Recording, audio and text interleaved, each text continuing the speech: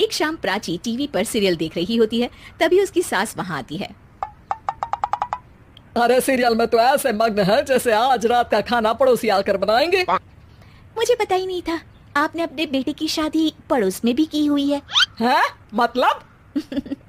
मतलब इस घर में सारा काम बहू ही करती है, आप तो सिर्फ खर्राटे मारती हैं।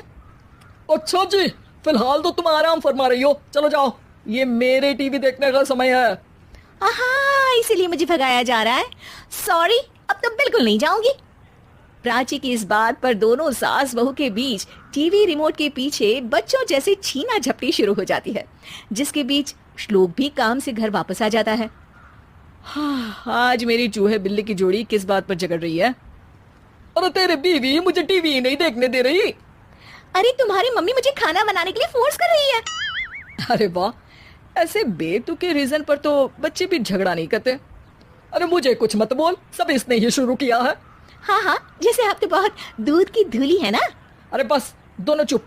प्राची जाओ, खाने की तैयारी करो। और माँ तुम छोड़ो, तुम्हें क्या बोलूं, शांति से अपना सीरियल देखो, मुझे दोबारा लड़ने की आवाज सुनाई नहीं देनी चाहिए। ऐसा बोलकर श्लोक वहां से चला जाता है, जिसके पीछे पीछे प्राची भी कुछ न कुछ बड़बड़ाते हुए रसोई में चली जाती है। हाँ हाँ, सासू जी को तो कुछ बोलेंगे ही नहीं, बस मुझ पर ही हुक्म चलता है, खाना बनाओ, जैसे मैं इनके घर में खाना बनाने के लिए आई हूँ। इसी तरह शाम बीतती है और रात को श्लोक और प्राची की सास खाना खाकर सोने चले जाते हैं, लेकिन प्राची गुस्से में कुछ खाए बिना काम में ही लगी रहती है। इस घर में किसी को घंटा फिक्र नहीं पड़ता, मैं खाऊं या भूखी रहूं। प्राची कुछ देर के लिए रसोई से बाहर जाती है और जैसे ही वापस आती है तो वहां दूध का भरा ग्लास देखकर हैरान रह जाती है। फिक्र पूरी है, बस दिखाना नहीं है। प्राची दूध पीकर सोने चली जाती है और अगली सुबह एक बार फिर सास बहू का कार्टून नेटवर्क स्टार्ट हो जाता है।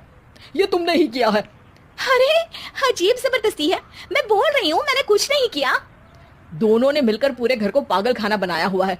यहाँ कोई नॉर्मल इंसान तो रह ही नहीं सकता, इसीलिए अब पड़ोसी क्या रिश्तेदार भी घर आने से कतराते हैं। और सुन बेटे, तू भी चंगा, तेरी माँ भी चंगी, तेरी बीवी भी चंगी, रिश्तेदार।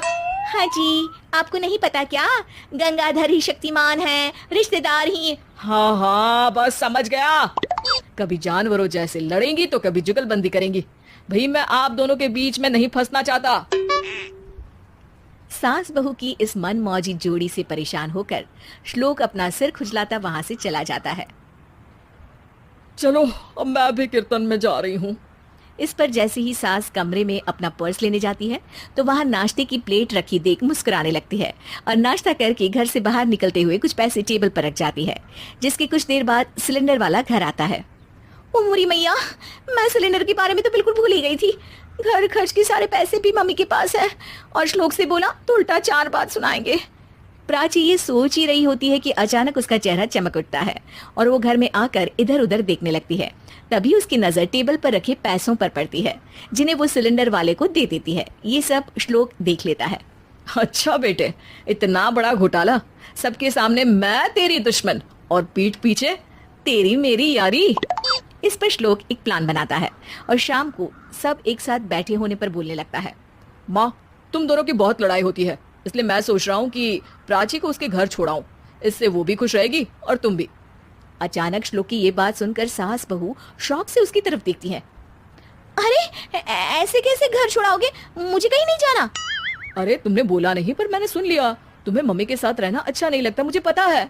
अरे वो अरे, जब बहू खुद कुछ काम बोले तो वो तुझे सुनता नहीं, और अब जो इसने बोला ही नहीं वो तू समझ गया। जब उसे नहीं जाना तो फिर जबरदस्ती क्यों कर रहा है?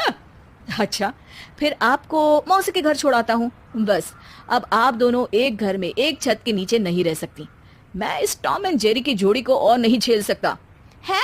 ऐसे कैसे नहीं रह सकते? तुम्हें इतनी दिक्कत है तो तुम्हारा बोरिया बिस्तर पैक कर देती हूँ, लेकिन मम्मी जी कहीं नहीं जाएंगी। बिल्कुल यही सुनना था मुझे। अगर दोनों में इतना ही प्यार है फिर हर वक्त ये लड़ाई का नाटक क्यों करती हो?